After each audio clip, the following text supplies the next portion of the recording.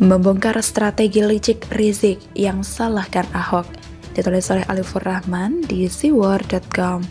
Pembacaan pembelaan Rizik cukup lucu sebenarnya, karena kasus yang menimpa dia adalah kasus kerumunan dan menyembunyikan hasil tes swab. Sementara, nota pembelanya masih bercerita soal kisah sedih selama di Arab Saudi yang diperlakukan seperti teroris. Selain itu, Rizik juga mengungkit soal prestasinya mengalahkan Ahok. Padahal, Ahok dulu di Pilkada 2017 didukung oleh Panglima TNI, Kapolri, dan Presiden Jokowi. Rizik nampak bangga sekali dengan kemenangan yang dia ciptakan. Seolah, tanpa Rizik, Anies tidak mungkin menang. Rizik meyakini bahwa kasus yang menimpa dirinya ini adalah sebuah aksi balas dendam karena dirinya berhasil mengalahkan Ahok. Penzaliman yang dilakukan oleh pemerintah untuk memaksanya masuk penjara. Banyak dari kita tertawa melihat Rizik begitu naif dan tidak nyambung, karena kasus yang menimpa dirinya itu banyak sekali dan tidak ada hubungannya dengan Ahok, tapi sebenarnya begitulah cara licik Rizik untuk meraih label tahanan politik di mata pendukungnya. Rizik sadar bahwa kesalahan yang dilakukannya tidak akan bisa dibela, tidak bisa pula diringankan. Rizik paham ngapain ribet atau bertarung di arena yang mustahil dimenangkan, mending buat panggung sendiri atau arena sendiri. Rizik sengaja mengungkit masalah Ahok, sengaja bercerita soal perjalanannya selama di Arab Saudi, tentu saja dengan bumbu drama dan banyak lebaynya. Itu semua untuk meyakinkan pendukungnya bahwa Rizik tidak bersalah, kalaupun pada akhirnya nanti dia dipenjara karena urusan politik, bukan karena pelanggaran hukum murni. Urusan narasi dan provokasi, Rizik bisa dibilang memang cukup lihai. Baginya, yang penting adalah nanti pasca dia keluar dari penjara tetap punya pasukan atau jamaah, tetap disegani dan dihormati, tetap dijunjung tinggi dan suci, seolah tak pernah melakukan kesalahan apapun di Indonesia. Kenapa? Karena opini yang dibangun adalah Rizik di penjara karena urusan politik. Dia bukannya tak paham logika pembelaan, tapi memang itulah cara dia bertahan hidup sebagai pemimpin pasukan. Tangisannya dan cerita-cerita lebaynya murni ditujukan pada pengikutnya, agar mereka tetap solid dan loyal kepadanya. Menunggu Rizik keluar penjara dan siap berdemo lagi. Saya kurang tahu apakah pembelaan semacam ini dibolehkan, yang tidak sesuai dengan kasus dan terlihat ingin memprovokasi. Sehingga dengan ini, dengan mempertimbangkan kelakuan Rizik selama persidangan, mestinya vonis hakim bisa maksimal atau lebih berat dari tuntutan jaksa. Selain itu, Rizik sudah tidak muda lagi, dia sudah menua. Pemerintah atau pihak terkait mesti lebih agresif dalam menyikapi strategi politik Rizik. Jangan hanya gara-gara tidak ingin membuat kegaduhan, malah membiarkan Rizik bermain-main dengan provokasinya. Rizik sudah 2 kali masuk penjara, dan ternyata itu tak bisa membuatnya jera. Sekarang dalam perjalanan menuju penjara lagi, pun masih terlihat gayanya yang angkuh dan licik. Maka sekali lagi penting untuk saya ungkit soal kasus-kasusnya. Rizik ada banyak kasus hukum, proses dan selesaikanlah, minimal sampai 2024 agar pemilu bisa berlangsung damai. Kita mesti belajar dari Ramadan kemarin. Ramadan terasa lebih tentram tanpa FPI, dan itu mahal sekali. Kita sudah pernah merasakan gaduhnya politik SARA di Pilpres 2014 dan juga 2019. Memang semua itu tidak sepenuhnya salah FPI, tapi FPI dan Rizik ini seperti bensin yang membuat api membara. Jika kita ingin melihat pesta demokrasi berjalan dengan damai, sedamai Ramadan kemarin, maka biarlah Rizik ditahan lebih lama di penjara. Jangan biarkan dan jangan berikan peluang baginya untuk keluar sebelum pemilu usai. Kalaupun ada yang bilang ini disengaja, ya biarin saja.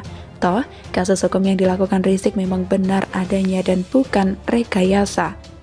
Pilpres 2019 lalu kita kehilangan beberapa nyawa hanya karena provokasi murahan dan demo anarkis. Bukankah adil kalau kita menahan Rizik lebih lama lagi dengan kasus yang sudah ada untuk melindungi warga kita dari provokasi yang mengarah pada kematian? Daripada kita harus menghadapi ancaman demo lagi, resah lagi, dan kematian karena provokasi, lebih baik Rizik tetap berada di dalam penjara. Sungguh itu jauh lebih baik bagi semua pihak, termasuk bagi Rizik sendiri. Begitulah kura-kura. Amin Rais khawatir Jokowi lengser di tengah jalan, bukannya senang ya? Ditulis oleh Sardi di siwar.com. Ketua Majelis Syuro Partai Umat Amin Rais berpidato pada acara merawat reformasi yang digelar oleh Partai Umat secara online. Dia mengaku khawatir jika Presiden Jokowi tak bisa mencapai akhir masa jabatannya di tahun 2024 yang akan datang. Amin Rais mengatakan bahwa kondisi negara saat ini telah dikuasai penuh oleh oligarki. Bahkan KKN yang dulu sama-sama ditentang justru tumbuh subur saat ini. Jadi sekarang saya gak berlebihan kalau mengatakan bahwa kekuasaan politik itu sudah dipegang, digenggam oleh kekuasaan bisnis, dan kemudian politik itu menurut apa kemauan bisnis itu, para oligarki yang sontoloyo itu, kata Amin Rais. Amin Rais lantas mengingatkan Presiden Jokowi agar memikirkan fenomena tersebut, mengingat saat ini masih ada 3 tahun untuk Jokowi memimpin bangsa Indonesia. Jangan sampai kemudian Pak Jokowi berakhir kurang elegan lah, kata dia. Intinya Amin Rais sangat cemas kalau Jokowi tidak bisa menjabat hingga selesai. Entah itu mungkin mundur, dimundurkan, atau faktor apa dia khawatir cemas. Amin Rais ini agak munafik sih, ngapain khawatir Jokowi tidak bisa selesai jabatannya? Jujur aja deh, bukankah dia yang bakal paling senang kalau Jokowi mundur atau dilengsarkan? Bukankah itu yang selama ini dia impikan dan harapkan tapi tidak kunjung terwujud? Lihat saja tingkahnya selama ini. Selalu nyinyir dan membuat kontroversi lewat ucapannya yang seolah tidak dipikir dulu. Nyinyirannya sangat luar biasa parah.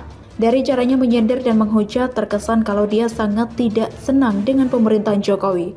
Mungkin saja dalam hatinya dia berharap Jokowi tidak pernah jadi presiden, melainkan dirinya.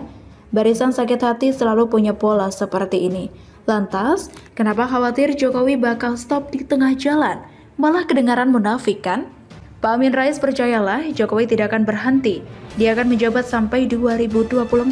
Bahkan kalau bisa nih, Jokowi lanjut periode ketiga meski saya tidak setuju. Biar para pembenci seperti Amin Rais ngamuk maksimal dan stres seumur hidup tiap malam memukul tembok. Percayalah, Jokowi didukung oleh mayoritas rakyat Indonesia melalui pemilihan yang sah. Bukan melalui kecurangan yang terstruktur, sistematis, dan masif seperti yang diteriakan kubu Prabowo dulu, termasuk Amin Rais juga.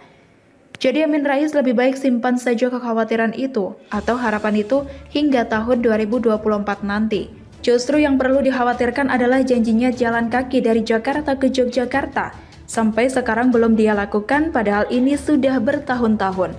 Mayoritas rakyat Indonesia malah sangat khawatir tidak bisa menyaksikan hal tersebut seumur hidupnya. Ini adalah keinginan banyak orang menyaksikan momen spesial tersebut yang jarang terjadi. Daripada khawatirkan Jokowi sampai stres dan makin sakit hati, lebih baik Amin Rais khawatirkan saja Partai Umat. Dikhawatirkan partai ini malah tidak lolos verifikasi sebagai partai politik karena tak terlalu sibuk melirik kesalahan Jokowi. Dikhawatirkan kalaupun lolos, partai ini hanya akan jadi partai penggembira politik yang suaranya hanya bisa meraup 0, sekian persen suara. Didepak dari PAN, langsung dirikan partai baru. Nafsu politiknya sangat jelas di sini. Jadi orang jangan dengki sampai kelewat batas, ingat sudah tua. Tak ada harapan lagi di dunia politik. Bermimpi mau memimpin sama saja dengan mencari jarum dalam tumpukan jerami. Nyinyirannya tidak punya pengaruh apapun lagi. Orang-orang sudah muak dan mungkin sebagian sudah muntah sampai isi perut kosong melompong. Tak usah sok khawatirkan presiden, khawatirkan saja diri sendiri, renungi hidup dan kaca kenapa makin tua makin seperti pecundang di dunia politik. Biasanya makin tua makin berjaya, makin berkibar dan makin bersinar. Amin Rais makin kesini makin memprihatinkan. Sakit hati tak pernah sembuh, nyinyirannya makin lama makin keras meski tak pernah dipedulikan. Ingin cari perhatian, tapi yang didapat malah hujatan. Pak tua yang sudah tidak laku lagi. Makanya makin lama makin parah kelakuannya mirip anak-anak. Khawatirkan hidup sendiri yang jauh lebih parah sebelum khawatirkan pihak lawan.